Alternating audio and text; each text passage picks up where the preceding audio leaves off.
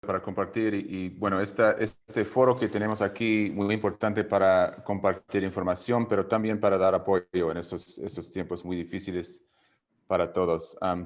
Bueno, para introducir esta sesión, antes de comenzar, quisiéramos repasar algunos anuncios importantes, como siempre. En el proyecto ECO se trata de construir una comunidad y conocer las caras de los demás ayuda con esos. Les pedimos a todos que prendan su cámara si tienen una. Su micrófono se mantendrá en silencio durante la sesión a menos que uno de los facilitadores le llama. Por favor, utilice el cuadro de chat solo para enviar preguntas al equipo central después de introducirse, si quiere hacer eso ahora mismo. Haremos todo lo posible para responder a todas sus preguntas enviadas a través del chat. Sin embargo, si no pudimos responder a sus preguntas hoy, únase a nosotros para una sesión futura. La próxima sería el jueves. Se les invita a abstenerse de responder a las preguntas dirigidas al equipo central, a menos que se les solicite. Y finalmente, nuestro bibliotecario digital proporcionará enlaces de recursos en el chat. Bueno, voy a pasar la palabra a Dr. Sosa para introducir la charla de hoy. Sí, cómo no, muchísimas gracias y gracias a todos nuevamente por conectarse y por encender sus cámaras.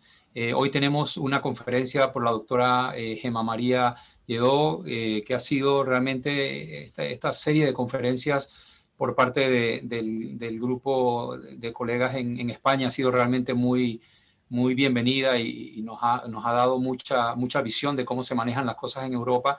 Así que para aprovechar al máximo el tiempo le quiero pasar la palabra a la doctora Gemma y por favor nos dice dónde trabaja y comparte su pantalla e inicia, doctora, bienvenida.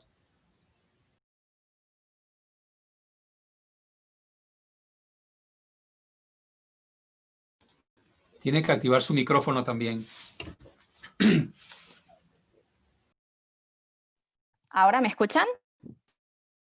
Sí, perfecto. Sí. Bueno, pues de nada quería agradecerles la oportunidad de poder compartir este día con todos ustedes. Bueno, me permiten que les tutee para sentirme como más entre colegas y compañeros. Y sobre todo, bueno, si algo bueno ha sacado la pandemia es precisamente poder acortar distancias con plataformas como estas y poder hacer videoconferencias y compartir en definitiva experiencias, que es lo que yo pretendo hacer hoy. Como ya decía doctor Sosa, bueno, yo soy Gemma Lledó, soy compañera del Servicio de Enfermedades Autoinmunes Sistémicas del Hospital Clínic. Y bueno, me dedico sobre todo pues esto, ¿no? Inicialmente a las enfermedades autoinmunes, lo que pasa que por situación de pandemia pues surge la necesidad de intentar cubrir la consulta de post-COVID, de secuelas extrapulmonares y bueno, pues ahí me lancé, afronté el reto y bueno, la idea es intentar compartir con todos y cada uno la experiencia que llevamos, ¿no? Hasta la fecha. Entonces, bueno, pues si les parece, comenzamos. Este va a ser un poco el guión que vamos a seguir a lo largo de la sesión. Comenzaremos con una introducción, nos centraremos posteriormente en lo que es el concepto de secuelas extrapulmonares, que ya tiene un nombre más definido, los posibles escenarios clínicos, el tratamiento, lo que sabemos hasta la fecha, seguimiento, aspectos pendientes de investigación y bueno, con conclusiones finales. Para comenzar, pues evidentemente, pues como no podía ser de otra manera, con un pantallazo de cuál es la situación pandémica actual. Estamos con los datos reportados por la página Johns Hopkins a 11 de enero, ya hablan de más de 90 millones de casos confirmados de COVID-19, de los cuales ya hay casi 2 millones de fallecimientos en relación a esta infección, y con una visión algo más optimista pues ya podemos hablar de más de 50 millones de pacientes que han sobrevivido a la infección. Pero bueno, en la situación que estamos viendo ahora mismo en España efectivamente es la de la tercera ola. Estos son gráficos extraídos de la página del Ministerio de Sanidad, y el primero de los gráficos lo que refleja básicamente son el número de diagnósticos de casos confirmados de COVID-19.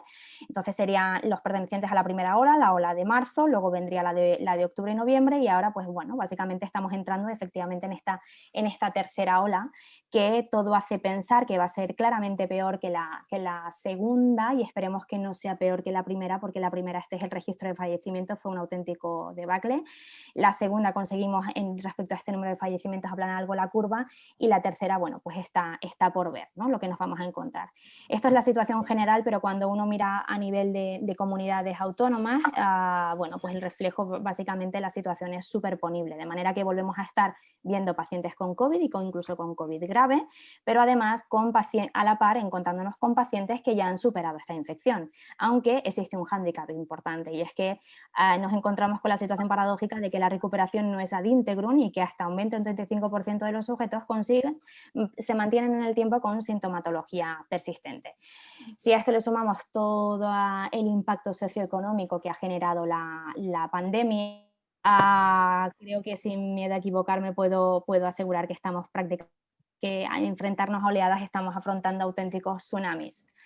Y bueno, centrándonos en lo que es el concepto, ¿cómo surge el concepto de lo que viene a llamarse post-COVID, ¿no? Que son las secuelas extrapulmonares? Bueno, pues ya el doctor Komarov comienza a darse cuenta y así lo describe, cómo hay pacientes que después de haber pasado la infección por COVID, pues básicamente hay como distingue dos grupos de pacientes, que son aquellos en los que parece que hay una sintomatología residual al daño permanente que ha generado el impacto de la infección, sobre todo a partir de la tormenta citoquímica, ¿no? Que es la que más daño hace a nivel multisistémico, pero también hay otros pacientes que sin estar en esa situación de daño residual, sin embargo, sí que siguen manifestando síntomas debilitantes, ¿no?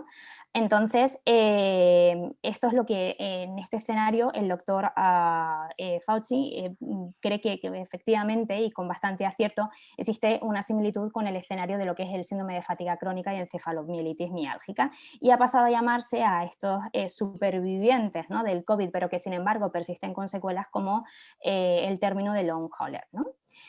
Esta situación, si uno recurre a hemeroteca, podemos ver que ya el SARS-CoV-1 nos dejó unas secuelas parecidas, y en ese sentido por eso quería compartir con ustedes estos 3 artículos. El primero de ellos es de un grupo de Toronto, y fíjense que después de la infección por el SARS-CoV-1 ya hablaban de cómo quedaba de forma residual una fatiga crónica, dolor difuso, debilidad, depresión, incluso afectación de lo que es la esfera psicoafectiva. Los siguientes 2 trabajos de Hong Kong, no del mismo grupo, son distintos grupos de trabajo. Fíjense cómo el primero de ellos hablan de persistencia de morbilidades psiquiátricas y fatiga crónica en más del 40% a 4 años tras la infección, ¿eh? Hablamos de sintomatología efectivamente que persiste en el tiempo.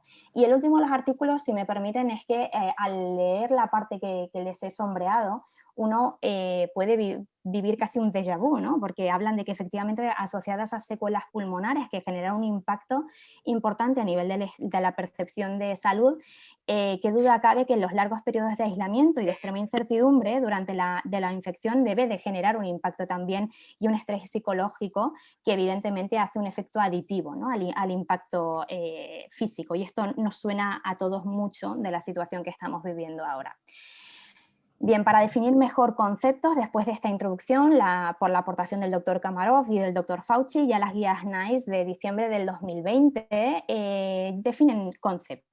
Efectivamente estamos en el concepto de secuela, ¿vale? Que la secuela es, como ya adelantaba el doctor Komarov, hay un daño residual después de esta infección y tormenta citoquímica y el paciente queda con secuela, y de ahí la sintomatología, pero luego hay pacientes que persisten como sintomatología de lo que es la propia infección, ¿no? Y esta situación de acute COVID-19, ¿no?, es sintomatología que llega hasta las 4 semanas. Si esta situación se prolonga en torno a las 4 a las 12 semanas, hablaríamos de ongoing symptomatic, y más allá de las 12 semanas ya estaríamos en lo que viene a definirse como post-COVID. Con un concepto mucho más amplio, el concepto de long COVID ampliaría por tanto de la sintomatología a partir de las 4 o incluso 12 semanas, y digamos que englobaría ambas situaciones. Y tener presente una cosa, y es que esta sintomatología muchas veces tiene un curso recurrente y remitente, es decir, es como un ciclo, es como si estuviésemos hablando como de brotes, ¿no? El paciente puede presentar una sintomatología, remitir y volver a recurrir pasado un tiempo, y esta situación se da porque además verdaderamente la vemos en la consulta. Y bueno, ya en estas guías ya empiezan a decir y a aconsejar que evitemos los términos de crónico y persistente para acomodarnos a la terminología que se acaba de establecer. Acerca de la patogénesis, que sabemos pues no demasiado, pero sí que se plantean distintas hipótesis, y es que evidentemente seguro que ha de haber una etiología multifactorial, donde además del propio agente causal, que es el SARS-CoV-2, es seguro que el sujeto juega un papel, es decir, no todos los pacientes cuando pasan el COVID-19 se quedan con secuelas o con sintomatología persistente, por tanto, probablemente la vulnerabilidad, la susceptibilidad del individuo pueda marcar diferencias. Que duda cabe que los pacientes que atraviesan una tormenta citoquímica, que es la fase más temida de la infección, ¿no? Bueno, pues debe generar una situación de desregulación inmune que al final se pueda traducir en sintomatología que perdure en el tiempo.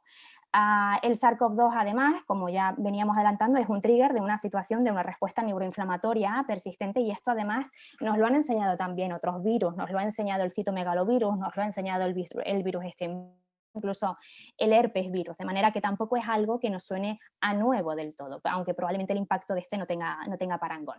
Y bueno, pues hay otras hipótesis, y es la posibilidad, quién sabe, ¿no?, de que pueda haber algún reservorio del virus donde el virus pueda seguir estando y que pueda ser responsable de la actividad inflamatoria persistente. Probablemente sobre esta última no habrá tantos datos como, sin embargo, sí de los otros aspectos previos. Y hay algún trabajo que, en definitiva, si hablamos de sintomatología que perdura en el tiempo, probablemente esta disregulación inmune, pues bueno, a lo mejor hay una respuesta inmunomediada por medio de autoinflamación, ¿no? Y ya el trabajo del doctor Cañas, de hecho, apoya un poco esta hipótesis, y en este mismo marco incluso habla de los fenómenos de trombosis, sobre todo con el concepto que cada vez está mejor definido de tromboinmunomodulación. Entonces, bueno, sin detenerme demasiado en la fase aguda, porque no es el propósito de esta charla, pero quería insistir solo en un concepto, y es el hecho en sí de que ya sabemos que el virus, en la forma de entrar a la célula, la cerradura que utiliza, por así decirlo, es la fusión con el receptor de la enzima convertidora en angiotensina, y ya sabemos que su ubicación no es exclusivamente a nivel respiratorio, sabemos que tiene una distribución a nivel sistémico, y que eso, desde luego, en fase aguda justifica o de alguna forma razonablemente podemos entender que hay sintomatología multisistémica precisamente en relación a esto, además de por la propia tormenta citoquímica. Pero en relación a la propia fase viral, y aquí hay un trabajo del doctor Brody muy interesante, y como ya les venía adelantando, una de las hipótesis es, bueno, ¿cómo se produce esta respuesta al virus? Bien, pues el SARS-CoV-2 tiene la peculiaridad de que interfiere dentro de lo que es la propia respuesta a la producción y liberación del interferón, que, como bien saben, es una de las primeras defensas del cuerpo frente a una infección viral. De manera que si el SARS-CoV-2 interfiere en la producción probablemente, ¿no?, en la respuesta mediada por el interferón, desde luego la disregulación inmune posterior, y que pueda ser responsable del resto de situaciones de las que abordaremos, pues probablemente pueda jugar un papel. Y tan es así que ya en este diagrama diferencia distintos espectros, ¿no? El espectro peor clínico, que ya venimos conociendo, pacientes que probablemente tengan un curso evolutivo peor, que son precisamente pacientes de mayor edad, y pacientes con un índice de masa corporal más alto, son precisamente en los que se han encontrado esta disregulación inmune, traducida con un aumento mayor de citoquinas proinflamatorias, con un predominio de la respuesta Th1, con una ratio neutrófilo-linfocito probablemente mayor, y con una disminución, como les decía, de la respuesta mediada por interferón. Entonces, esto, sobre todo fase aguda, pero que en el fondo pues puede ser el preludio de lo que en definitiva luego serán los efectos potenciales a largo plazo, que efectivamente también nos lo encontramos a nivel sistémico. Con claro predominio de la afectación a nivel respiratorio, la sensación como de persistencia de sensación de falta de aire, que es lo que refieren muchos pacientes, la fatiga crónica y la afectación de la esfera neurocognitiva.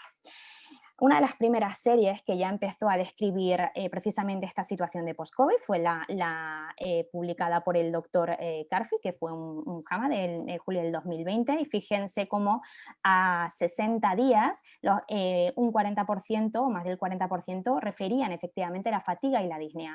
Pero lo más llamativo de este estudio es que fíjense que en este intervalo de tiempo 12,6%, tenían una resolución ad integrum de los síntomas, es decir, el resto persisten con uno, si no más, síntomas persistentes. En esta serie de un grupo americano con una N de casi 300 pacientes, donde la intervención fue por medio de encuestas telefónicas, el escenario es prácticamente superponible, es decir, desde la columna gris, que son los síntomas en fase aguda, a la columna azul, que son los que no terminan de resolverse después de la infección. Fíjense cómo en el 40% volvemos a encontrarnos también la persistencia. Todo, bueno, pues de clínica respiratoria, y más del 20% pues nos encontramos igual, fatiga, persistencia, alteración del olfato, gusto, clínica digestiva y clínica que compromete la esfera neurocognitiva. Y fíjense, el 35% no retornan a su situación basal, y este porcentaje es tanto más mayor a medida que ascendemos en grupo etario, pero más que llamarme la atención, no sé qué pensarán, este porcentaje me llama la atención precisamente el del grupo más joven, precisamente por eso, ¿no? Con entre 18 a 34 años, fíjense que 1 de cada 4 pacientes persisten con síntomas a 2-3 semanas de la infección. Si nos fijamos en un escenario como es el de la gripe, menos del 5%, y de hecho creo que es entre el 2-3%, en este grupo de edad persisten con síntomas en este intervalo de tiempo, de manera que la diferencia es abismal. El 25% de esta cohorte no tenía ninguna comorbilidad, pero cuando esta existe, desde luego la probabilidad de que la sintomatología persista es de 2 veces superior. ¿Y qué les presento aquí? Pues la experiencia que tenemos en España a propósito de una encuesta realizada por la Sociedad Española de Medicina de Familia. Y es una encuesta que se llevó a cabo entre julio a octubre, aunque la publicación de datos fue a fecha de noviembre, y eran con más de 1.800 sujetos. Y bueno, básicamente eran encuestas telefónicas para preguntar por más de 200 síntomas. Y volvemos a encontrarnos lo mismo: la fatiga, el malestar, la cefalea, afectación de la esfera de índole afectivo, ¿no? Bajo estado de ánimo, mialgia, falta de aire. Fíjense que están presentes en más del 80% de los sujetos. Además de, bueno, otra sintomatología, pues como febrícula, tos, falta de memoria, diarrea, dolor torácico o palpitaciones.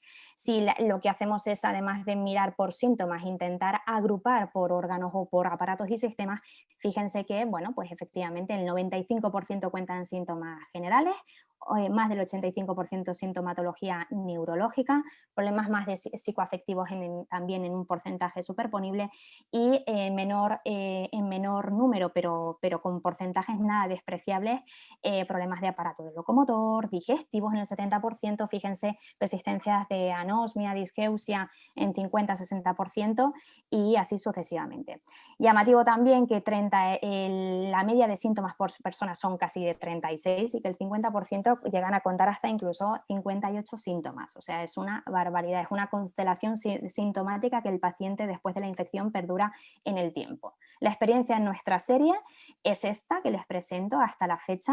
El fenotipo clínico estándar es el mismo, fundamentalmente mujer de edad media, fíjense que de en torno a 48 años, sin grandes comorbilidades de base. Fíjense que el 80% son no fumadoras, no tenemos un amplio porcentaje de pacientes con factores de riesgo cardiovascular. Mirando un poco lógicamente, de formación profesional, indagando en antecedentes de autoinmunidad, tanto personales como familiares, sí que es cierto que llama la atención, fíjense que el 50% tienen al menos un familiar con alguna enfermedad autoinmune órgano específica o sistémica. Y desde el punto de vista de lo que es la afectación aguda por el COVID, no me quiero detener demasiado, bueno, pero sencillamente contemplar las diferencias. Un matiz importante, y es el hecho de que fíjense que el grosso, el mayor porcentaje de los pacientes de nuestra consulta son pacientes que han hecho un régimen de la infección en su domicilio, es decir, no está considerada una infección grave. Solo 8 pacientes requieren de hospitalización, de los cuales solamente 2 un ingreso en la unidad de cuidados intensivos, de manera que el grosso de nuestra consulta lo constituyen pacientes que quedan con sintomatología persistente sin haber hecho necesariamente una infección grave previamente, ¿vale? Los regímenes de tratamiento, pues los que corresponden fundamentalmente a la primera ola, cuando hacíamos la triple terapia con hidroxicloroquina, citromicina y lopirritonavir, solo un paciente con remdesivir, y ya de fase más inflamatoria, solo 5 pacientes requirieron empleo de corticoides y 2 de ellos inhibidores de la IL-6. En situación ya posterior a lo que es la infección, fíjense, hablamos de persistencia de síntomas con una media de días de casi 180 días, lo que corresponde aproximadamente a 6 meses. Estamos con 2 pacientes en situación de secuela, que obviamente son los pacientes que requirieron ingreso en la unidad de cuidados intensivos, y el resto estamos hablando de pacientes que están en situación de post-COVID o long COVID. Entonces, respecto a la distribución de síntomas, fíjense que la tónica habitual es que el paciente desde luego no cuente solo uno, sino que cuente muchos más, e incluso uno de nuestros pacientes cuenta hasta incluso 17 síntomas. Los síntomas que nosotros abordamos en la consulta, fundamentalmente el paciente nos los cuenta directamente, no hacemos una encuesta dirigida. Sí que es cierto que evidentemente cuando el paciente comenta cómo se encuentra, pues vamos abordando y preguntando aquello que vemos más frecuente, pero estos son los que la tónica habitual nos hemos ido encontrando, y es superponible a lo que vemos en la serie, ¿no?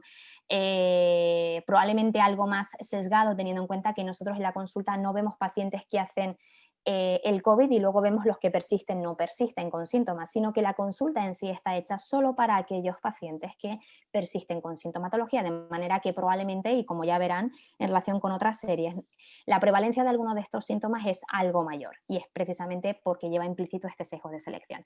Y como les decía, lo que venimos encontrando es fundamentalmente pues el 90% fatiga, afectación de la esfera neurocognitiva en casi el 70%, dolores de cabeza muy prevalentes en casi el 60%, así como también la pérdida de densidad capilar, lo que fundamentalmente es fluido telogénico, y clínica de disnea y de dolores articulares también en el 60%, y en menor porcentaje el resto de los síntomas.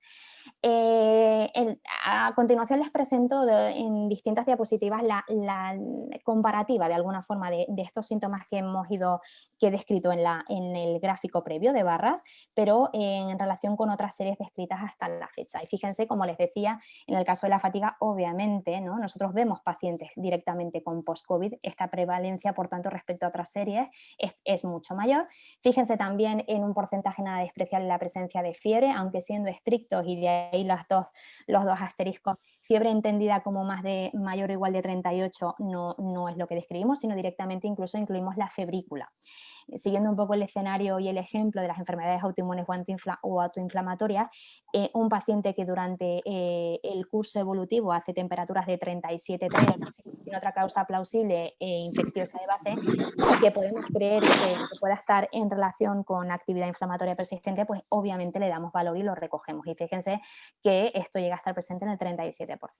Respecto a la debilidad, la mialgia está presente en el 45%, también muy prevalente junto con la fatiga. Ya saben que, bueno, fatiga, mialgia, al final estamos muy próximos a lo que es el escenario de la fatiga crónica, y ojo también con las artralgias, sobre todo con un curso recurrente remitente. Sin olvidar, y por eso se los pongo aquí y entre exclamaciones, porque me parece también interesante resaltar que ya hay algún case report que habla incluso de episodios de monoartritis reactiva, no tanto artralgias, que es lo más prevalente, sino que incluso puede haber episodios de artritis, ¿vale? Síntomas torácicos no me detendré, disnea y tos, bueno, están descritos en nuestra serie, pero por aquello de salirnos del terreno de lo pulmonar, que es sobre todo el propósito de esta charla, pero fíjense, el dolor torácico cómo persiste, y los pacientes lo cuentan, además de infinitas formas y maneras, pero desde luego a veces muy invalidante, a veces lo cuentan más de tipo opresivo, otras veces más de tipo pleurítico, más de interfase toracoabdominal, algunos más de tipo interescapular, pero en definitiva un síntoma que, como pueden comprobar, en nuestra serie llega a ser casi del 45%.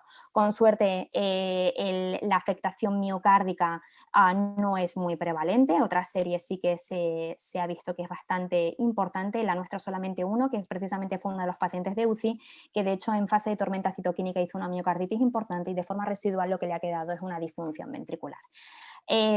Más del terreno de las arritmias, de las palpitaciones, arritmias como tal constatadas ninguna de nueva aparición en situación de post-COVID, pero desde luego las palpitaciones están presentes, la cuenta una de cada 5 pacientes, es bastante frecuente, y con este aspecto luego detallaremos o mencionaremos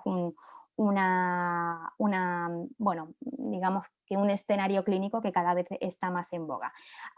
Sigamos con el tema citopenias, trombosis, la tormenta perfecta. Bueno, pues con suerte la verdad es que en nuestra corte no es de lo más prevalente, de hecho anemias solamente están descritas en el 5,3 y leucopenia, que queda residual a largo plazo solamente en un paciente, pero fíjense que ya hay alguna serie que reporta la aparición de anemias hemolíticas autoinmunes o trombopenias autoinmunes.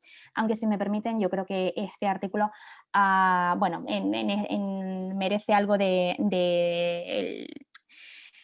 matización, ¿no? El de Lazarian, básicamente porque de los 7 casos de anemias hemolíticas autoinmunes, 4 sujetos tenían un linfoma, de manera que, bueno, ya es bien conocido como fenómeno paraneoplásico las anemias hemolíticas, por tanto, más que creer que la contribución pueda ser del SARS-CoV-2, puede ser del propio proceso linfoproliferativo. Y nada, y en las trombosis solamente el mismo paciente que les llevo contando de la miocarditis fue el mismo que tuvo una trombosis, pero sí que es cierto que estaba haciendo una convalecencia tras el alta y estaba en una situación de inmovilización que por suerte y gracias a la rehabilitación ha ido recuperando, pero creemos que más que ser una trombosis tardía y probable relación con la tromboinmunomodulación del SARS-CoV-2 puede ser más por el hecho en sí del inmovilismo asociado. Dolor de cabeza, alteración del gusto y del olfato, que fueron las señales de alarma para pensar que alguien podía tener un COVID y además se han convertido en secuelas, en un porcentaje nada despreciable. Fíjense en el 23 y el 18,4% respectivamente y ojo la cefalea, porque es uno de los síntomas más frecuentes y muchas veces más invalidante. Tan es así que de hecho en nuestro hospital se ha creado una consulta monográfica de cefalea post-COVID porque verdaderamente es uno de los síntomas que, como les digo, los pacientes le dan más importancia y les limitan más en su día a día. La esfera, continuando un poco con el tema neurológico, pero además rozando un poco la esfera neuropsiquiátrica, que a veces hay una delgada línea roja que nos cuesta diferenciar. Con suerte no tenemos reportado en nuestra serie nada de pacientes que hayan hecho ictus, vasculitis o encefalomielitis o Guillain-Barré, que hayan quedado en situación de secuela, pero ya ven que lo que se reporta en las series desde luego es como a tener en cuenta. No dejan de ser eventos aislados, pero cuando ocurren son de una importancia tal que el paciente queda con bastante limitación, ¿no? La parte más neuropsiquiátrica y psicoafectiva, pues sin duda es una parte muy importante. Aquí no incluyo pacientes, no porque no esté afectado, que sin duda lo estará, sino porque básicamente están pendientes muchos de una valoración psiquiátrica y psicológica más rigurosa para poder detallaros y aportaros datos con mucho más fidedignos. Y viene un aspecto muy interesante que es la disfunción autonómica y esto viene un poco a colación de lo que les decía antes de las palpitaciones, porque de las manifestaciones más típicas son los síndromes de intolerancia ortostática, desde la hipotensión ortostática clásica hasta síncopes vasovagales y el síndrome de taquicardia postural ortostática, que esto efectivamente pues cada vez hay revisiones que lo cuentan más y mejor y que se especula que pueda haber incluso una intervención de la producción de anticuerpos frente a los receptores alfa y beta adrenérgicos o incluso frente a los receptores muscarínicos de acetilcolina. Para el diagnóstico como tal de la disautonomía de síndromes ortostáticos, como saben, pruebas de provocación como es el TIL test. Y otras manifestaciones también de disautonomía como sería la vasomotora, secretomotora, gastrointestinal, a nivel también del control de interés, tanto vesical como incluso reflejo pupilar. Disfunción neurocognitiva, la temida neblina cerebral, pues es muy importante y es muy invalidante. Fíjense, hasta el 70% de pacientes lo cuentan. Y de hecho, como si tuviesen que priorizar, eso es de lo que más impacto le genera en su calidad de vida. Y ojo también con el insomnio, puesto que al final, bueno, problemas de conciliación y mantenimiento del sueño al final es como un círculo vicioso, ¿no? Que contribuye y perpetúa un poco el tema del brain fog, que es esto de problemas de concentración, problemas de fluencia en el lenguaje, problemas de memoria a corto plazo, y de hecho, como así queda manifiesto en esta revisión de noviembre del 2020, donde efectivamente pues son, si no recuerdo mal, creo que es una serie de 18 pacientes, de los cuales son 11 mujeres y 7 hombres, y comparado con población sana, fíjense cómo hay una clara diferencia estadísticamente significativa respecto a problemas de memoria a corto plazo y a nivel de concentración y fluencia del lenguaje. Entonces, intentando ver y comprobar si existe algún... si existiese algún factor correlacionado o algún factor predictor, pues ni se relaciona con sintomatología más grave de índole orgánico, ni con que el paciente haya necesitado no oxígeno durante la infección o incluso de fármacos dirigidos para la fase viral o inflamatoria, ni si hacen un régimen más de hospitalario o domiciliario, o incluso la carga viral, la producción de anticuerpos o la elevación de marcadores inflamatorios. Es más, en esta revisión afirman que esta esfera neurocognitiva es independiente incluso de la fatiga y de alteraciones a nivel del estado de ánimo, como hay muchos, ¿no?, que creen que pueda estar en relación con pacientes más que estén con más anedonia, más depresivos y que pudiesen justificar esta sintomatología. Pues bien, en esta revisión afirman que parece ser que no tiene mucho que ver, ni tampoco con el clásico síndrome postviral.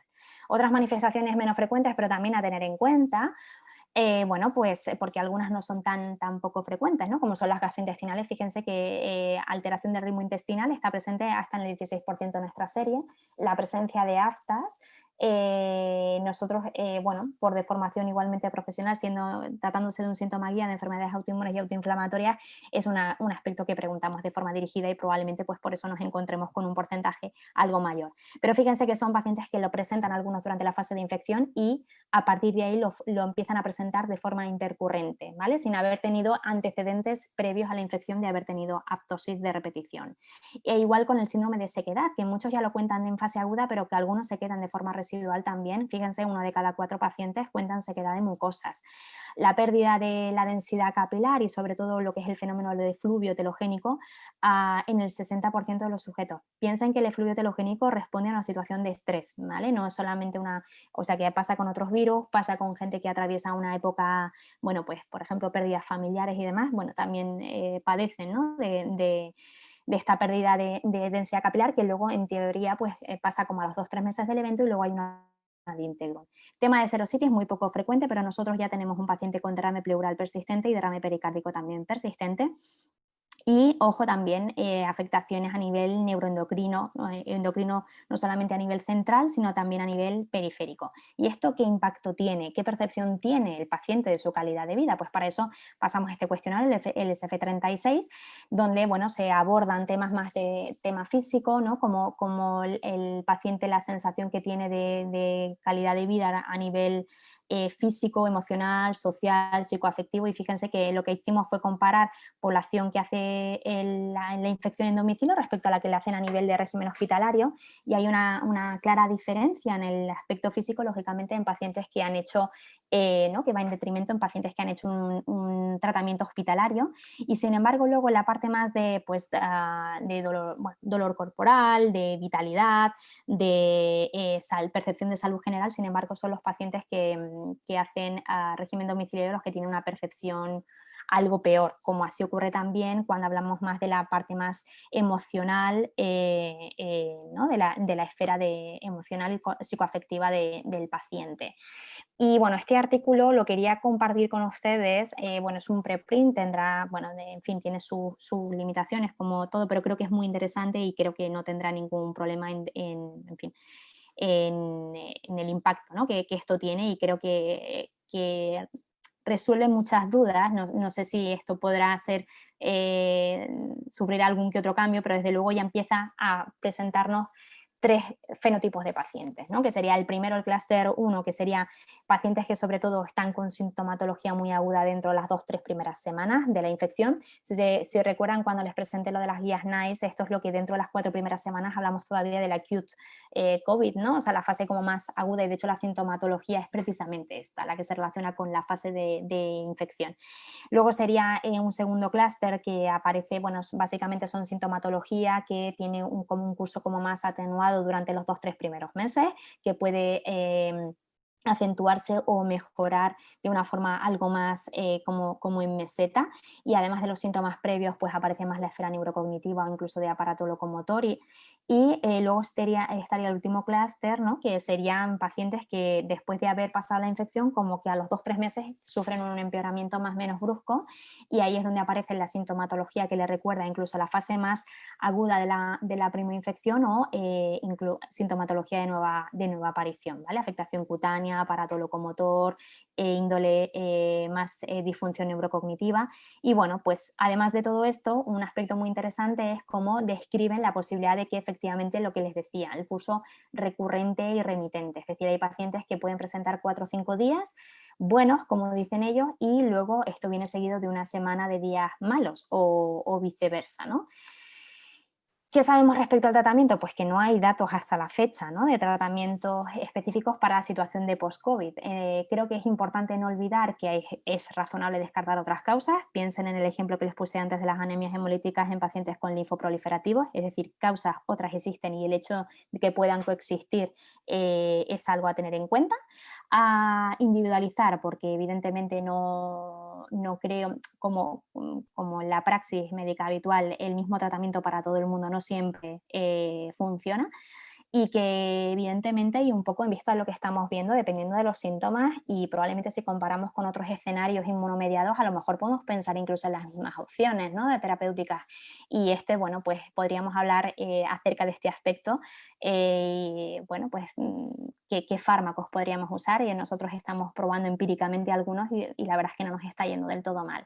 Y sobre todo un aspecto que yo creo que es muy interesante insistir es la rehabilitación física, que forma parte, como les digo yo siempre a los pacientes, del tratamiento cuando salen por la consulta, ¿no? Entonces hay un efecto entrenamiento, evidentemente que la pandemia y el aislamiento ha provocado un desacondicionamiento físico que hay que recuperar, y sobre todo por la debacle, ¿no?, que ha hecho per se el virus, y el soporte psicológico. Y sin duda lo más importante es diagnosticarlo de forma precoz. Y para diagnosticarlo de forma precoz, y no me detendré demasiado para no alargar demasiado el tiempo y dejar más tiempo a la discusión, si os parece, pero ya empiezan a salir algún que otro cuestionario de cribado después de confirmar la infección por el COVID, pues para hacer el seguimiento, sobre todo en régimen de atención primaria, ¿no?, los médicos de atención primaria del centro de salud que puedan ir mirando periódicamente por qué sintomatología empeora, reaparece o cuál es el curso, ¿no?, que hacen después de la infección. Y en este sentido, pues bueno, ya hay algún que otro cuestionario que se ha creado con este objetivo. De cara al seguimiento, por supuesto, individualizar, depende de los signos, los síntomas del paciente en sí. Creo que es necesario en este escenario hacer un manejo multidisciplinar porque, como habéis visto, la sintomatología es muy variopinta.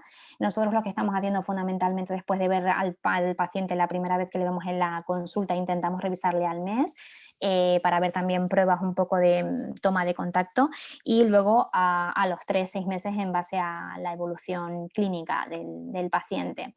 Y a propósito de esto, quería este artículo repasarlo como muy rápido. Creo que tiene muchas limitaciones, pensad, porque bueno, aunque la N es muy, muy potente, son más de 2000 pacientes, pero son cuestionarios que se hacen por medio de grupos bueno, de post-COVID y sobre todo de redes sociales, ¿no?, como es Facebook. Entonces, fijaros que de estos 2100, solo diagnóstico confirmado de COVID son 345, ¿vale? El resto se asumía como hicimos en la primera ola, ¿no?, asumir por datos clínicos, radiológicos y analíticos, pero sí que es cierto que asumiendo todas estas limitaciones, que ya soy yo la primera que las describe y que insiste en ello, sin embargo, esta situación, la verdad que yo veo en los pacientes de la consulta, y es que es la posibilidad de que los síntomas en el curso del tiempo puedan algunos mejorar o algunos aparecer. Y fijaros, básicamente esto por número de síntomas. Fijaros que hay algunos que comienzan con 11-15 síntomas y que se mantienen como tal a 80 días, pero luego hay otros que con suerte se resuelven prácticamente la mitad y se quedan con una persistencia de 6-10 síntomas, o incluso con suerte solo con 1-5, ¿no? Y al final el mensaje de este gráfico es tener presente el curso evolutivo fluctuante, ¿no?, del post-COVID. Y esto, pues que algunos síntomas pueden aparecer, otros reaparecer. Y sobre todo, y más importante, es que antes de la infección, sin duda, muchos pacientes tenían un concepto de muy buena salud, pero que tras el COVID, más del 90% quedan con un deterioro importante, ¿vale?, de esa percepción de estado de salud.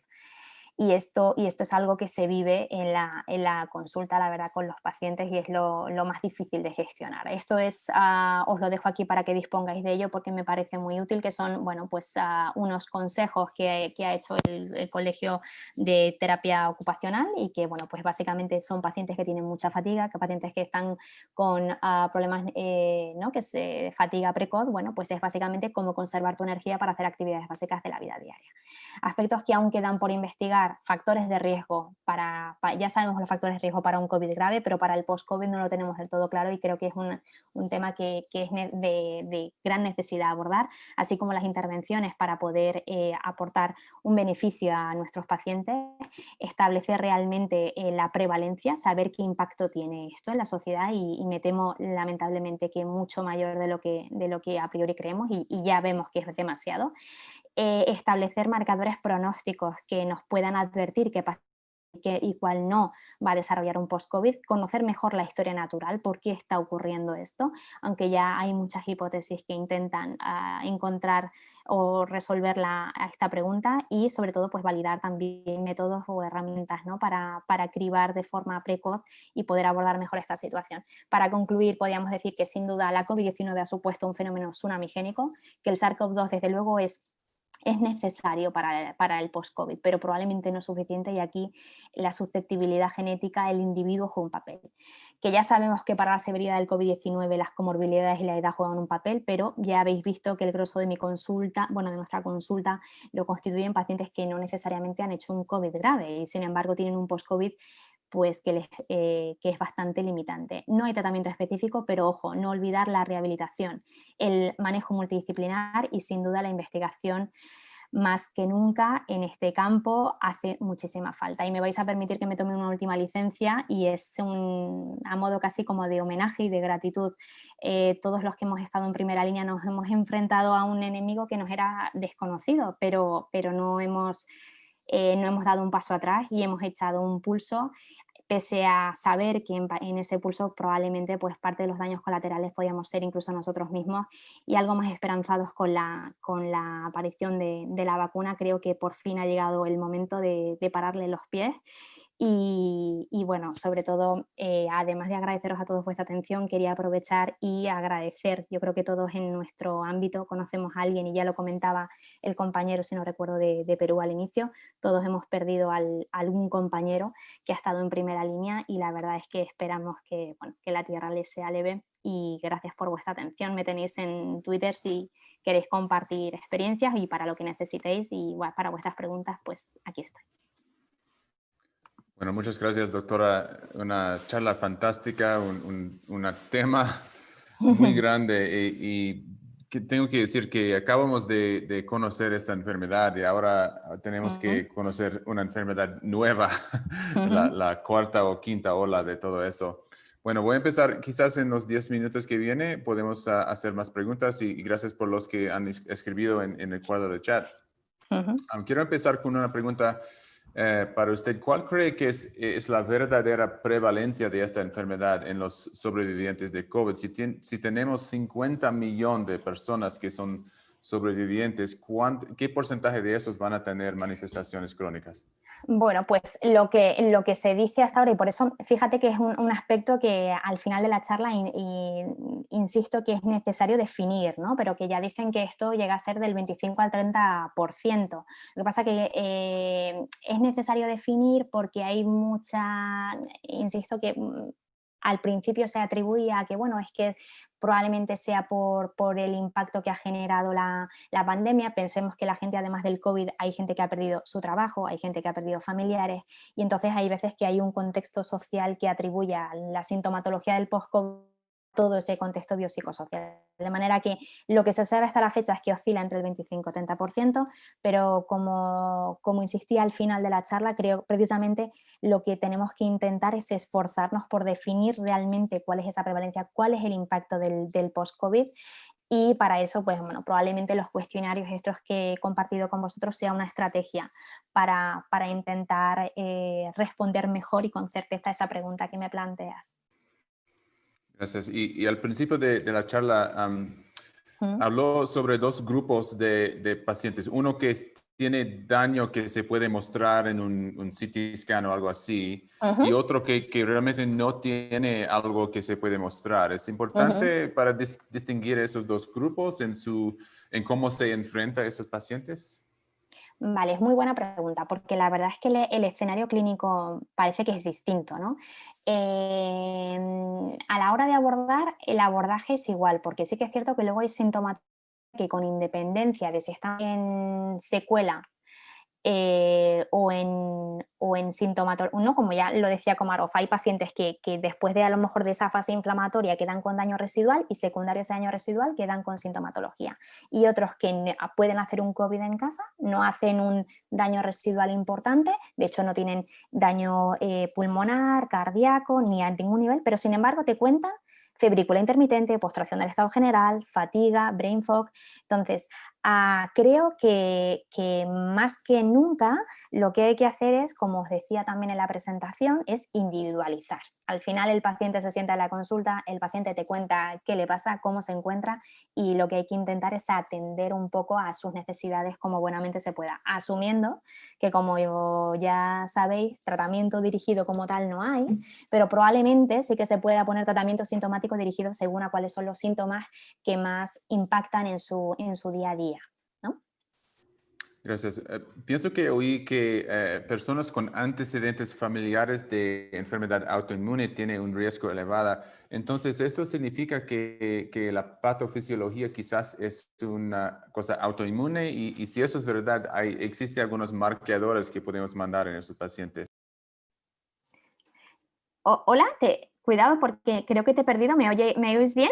Ha habido un momento que te he dejado de Sí, oír. ¿Sí? sí, Sí, sí, ahora sí, te escucho podemos. bien. Sí, vale. Vale, pues una pregunta súper interesante, porque eso es lo que, evidentemente, es que me dedico al campo de las autoinmunes, me encantaría encontrar la razón a esto y que fuese precisamente por esa línea de investigación. Entonces, hasta la fecha, sí que es cierto que yo durante las consultas sucesivas, dentro de las pruebas que solicito, pido una batería básica de autoinmunidad. Y lo cierto es que me encuentro, de momento, probablemente no esté escogiendo la diana correcta, pero no me estoy encontrando con nada. O sea, nada desde el punto de vista que te pueda decir, pues mira, sí, este marcador inmunológico parece que se relaciona más o menos. No he dado con la tecla, como solemos decir aquí. Pero es que probablemente haya que hacer una investigación algo más dirigida y según a qué síntomas.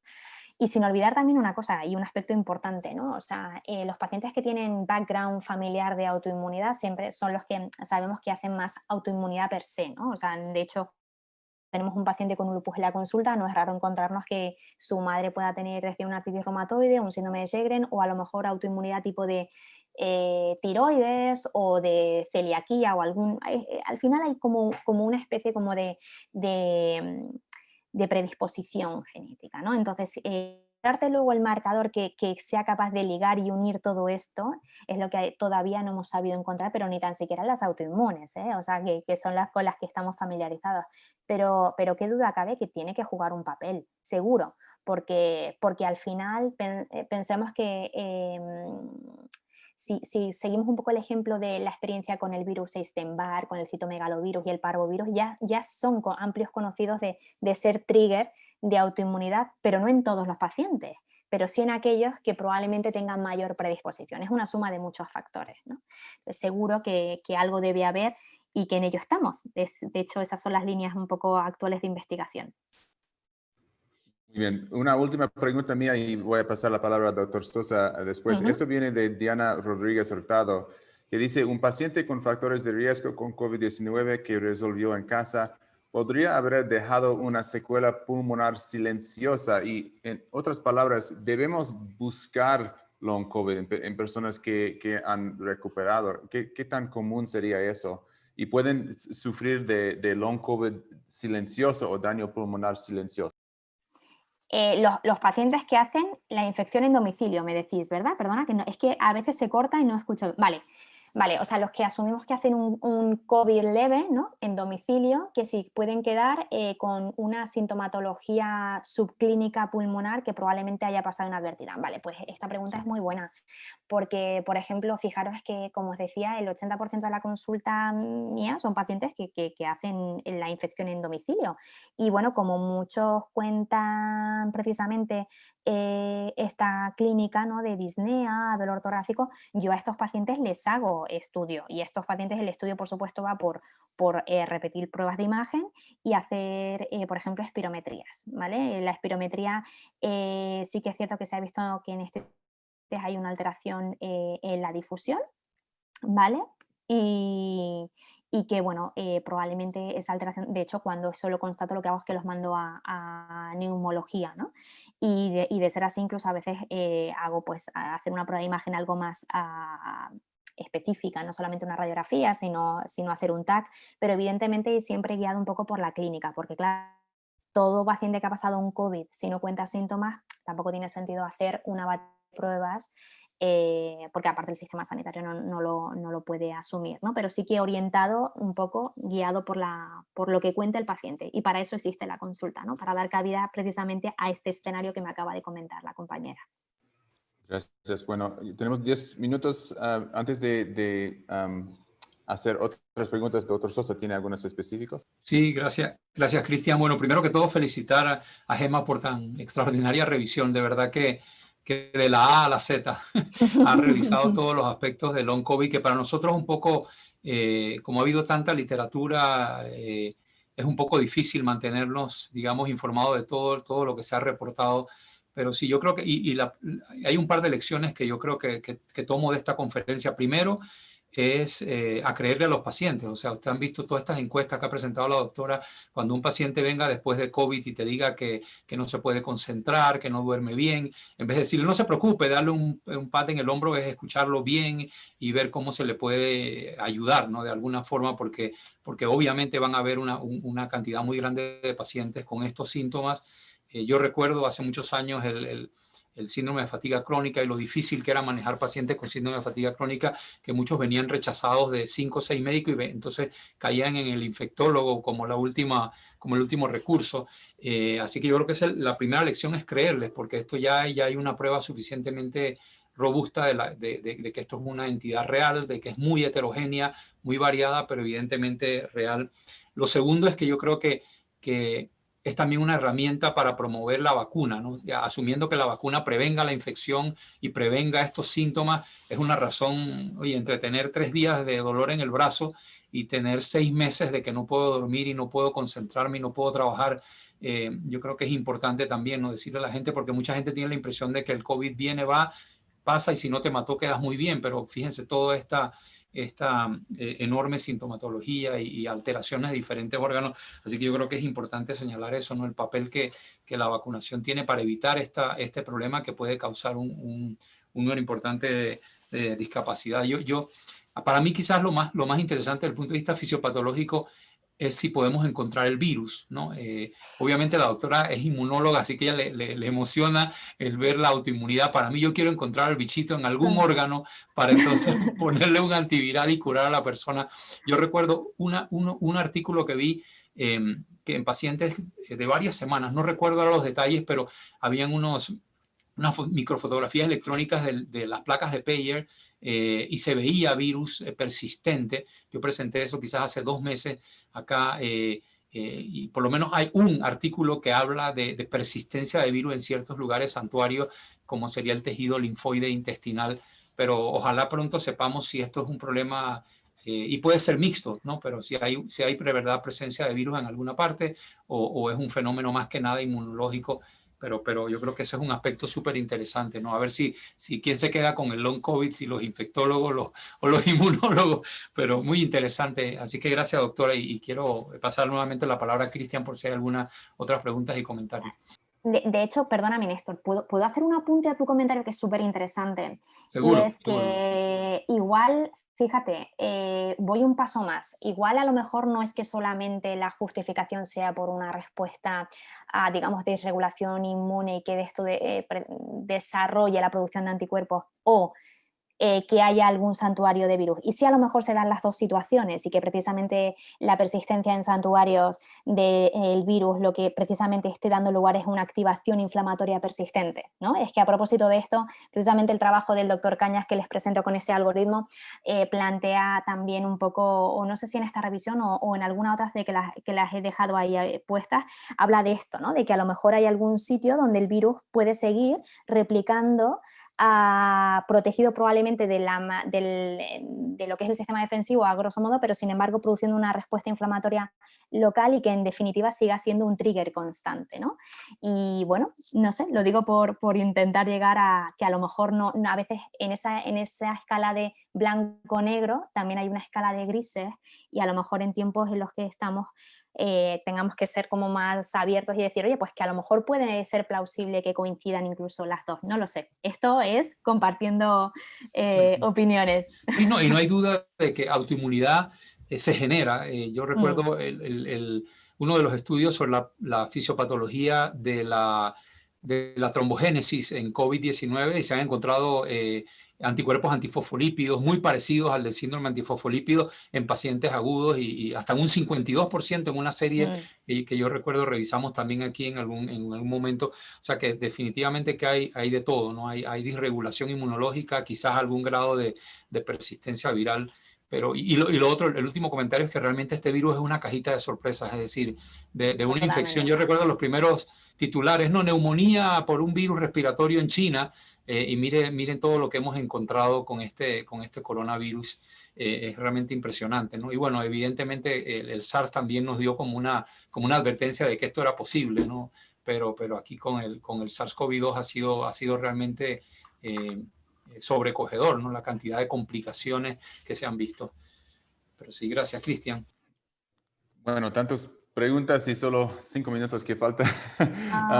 Bueno, estamos discutiendo actualmente, debo decir que en el grupo de ECHO, que quizás necesitamos un ECHO enfocado totalmente en long COVID para ayudar a los clínicos que están enfrentando en sus pacientes. Bueno, muchas gracias, Gemma. Quizás 2 o 3 preguntas no relacionadas a este tema para terminar. Dos que vino en el registro fueron sobre los variantes, y una pregunta de Vivian Jacobs y también de Herbert Tovar de Guatemala sobre las mutaciones. La primera pregunta es, ¿cuál es la mutación más frecuente del COVID-19? Y la segunda es, ¿todavía va a funcionar el PCR para detectar esos variantes? Néstor. Sí, bueno, no sé realmente la respuesta específica a la primera pregunta, pero lo que hemos visto con estas nuevas variantes es una mutación, la N501Y, que la gente ahora yo vi elegantemente que le llaman Nelly. Cuando uno escribe N501Y, puede imaginarse que dice Nelly. Así que esta mutación Nelly está en las 3 variantes, en la variante del Reino Unido, en la variante de Sudáfrica y en la variante de Brasil, junto con otras mutaciones importantes, ¿no? Entonces, esa obviamente anteriormente habíamos hablado de la D614, que es una mutación en ese aminoácido, se asoció con aumento de la transmisibilidad. Estas nuevas mutaciones están montadas encima de esa D614, o sea que está incorporado ya en la proteína, y tiene estos otros cambios, incluyendo una deleción en la posición 69-70. Con respecto a la PCR, sí, hay algunas pruebas de PCR comerciales, no son todas, que amplifican la spike, el gen de la proteína de la espícula, y puede sí no amplificarse esa parte. Paradójicamente, si el sistema comercial amplifica otras partes, esa caída de la amplificación del spike sirve para detectar indirectamente esta cepa nueva. Entonces, lo que se llama un gene dropout o caída de la amplificación del spike. Pero obviamente la mayoría de las pruebas de PCR, especialmente las mejores, no solo amplifican una parte, sino varias partes del virus, precisamente anticipando que esto podía ocurrir. Pero sí hay un cambio. Algunas PCR, la que usan en Inglaterra, por ejemplo, la TaqPath, les ayudó a detectar la variante porque se dieron cuenta que había virus circulando que no amplificaban la spike, y cuando se fijaron era porque había esa delesión, una pérdida de 2 aminoácidos claves que interrumpe la reacción de polimerasa en cadena. Así que eso es lo que les puedo decir con esta variante. Ahora, ¿cuál es la mutación más frecuente? Realmente no sé, porque son tantas mutaciones, algunas que no tienen repercusión, digamos, fisiopatológica, y otras que como hemos visto, pues aumentan la transmisibilidad del virus, o afectan ciertas reacciones en la PCR. Cristian. Gracias. Bueno, solo tiempo para una pregunta más, pero quiero la opinión de Gemma. Viene de nuestro participante Itza Barahona y también Gisela Herrera sobre ¿qué tan útil está la vacuna en personas que ya han tenido long COVID o se puede provocar más síntomas con reacción autoinmune? ¿Qué te parece?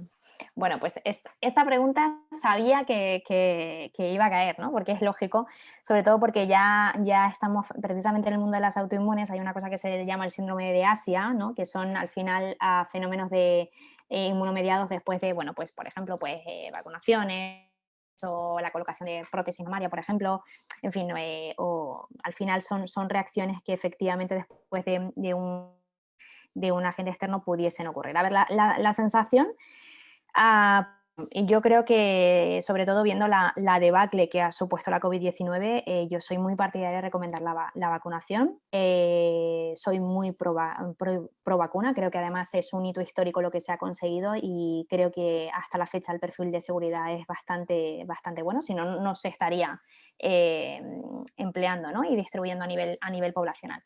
O probablemente también, bueno, o sea, quiero decir condicionada, insisto, yo por suerte, por desgracia, también estoy en primera línea y la verdad que es que estoy cansada ya de lo que ha generado este COVID-19, estoy cansada de ver gente que se pone tan malita y gente que al final uno lamentablemente tiene que acabar despidiendo, ¿no? Entonces, ahora mismo me aferro a todo aquello que suene a esperanza y la vacuna lo es, sin duda, y además con un perfil de seguridad tolerable. ¿Qué pasa? Que efectivamente los pacientes que están con una situación de long COVID, pues efectivamente está en una situación de actividad inflamatoria persistente. ¿Qué puede ocurrir en estos pacientes? Pues no lo sé. Entonces, no lo sé y sería un atrevimiento por mi parte si esperáis una respuesta contundente que os la dé porque no sé cómo pueden reaccionar. Yo quiero pensar que yo estoy recomendando la vacunación. Sé que es cierto que hay algunos pacientes que van haciendo febriculeia intermitente, que concretamente uno que me ha comentado por el tema de la revacunación y como ahora mismo estamos intentando, o sea, la sensación de brotes que está haciendo, ¿no? Como os digo, el curso este recurrente y remitente, estamos consiguiendo atenuarlo un poco. Lo que efectivamente es que recomiendo la vacunación, pero de momento insistir un poquito en las medidas higiénico y sanitarias de distanciamiento, mascarilla y demás, que se han visto que son bastante eficaces. Intentar esa vacuna, darla, pero probablemente esperar un poquito, pero sobre todo porque yo ahora mismo estoy individualizando con el paciente, estoy tratando al paciente, estoy intentando manejar esta sintomatología y lo que quiero es que disponga de esa vacuna, pero ahora mismo intentar resolver estas secuelas. Pero si me hacéis una pregunta de qué recomiendas en pacientes con long COVID, yo en todos en general, sobre todo porque, bueno, sabemos que esto ha producido una respuesta inmunomediada, pero nadie nos puede decir si se pueden volver a reinfectar. Y ante la mínima posibilidad de que un paciente se reinfecte, si hay una alternativa como es la vacuna, yo seré fiel defensora. Muchas gracias. Una pregunta difícil. Bueno, Sí. estamos al fin de la hora. Muchas gracias, Gemma, para esta charla fantástica. Esperamos que nos une otra vez en ¿Sí? otra sesión. Y Jackie y Crystal, quizás podemos guardar todas las preguntas en el chat para la próxima sesión, para discutir otra vez. Bueno, para concluir la sesión de hoy, nos gustaría agradecer a Gemma por su tiempo y su experiencia. Gracias a todos en la red por asistir aquí al programa de COVID-19 América Latina. Por favor, no olvide de completar la encuesta utilizando el enlace en la sala de chat. Esto nos ayudará a mejorar cada sesión con la información que nos brinde y también podrá obtener un certificado de participación. Si no podemos responder a su pregunta hoy, únase a nosotros a una sesión futura. Vamos a guardar todas esas preguntas buenas.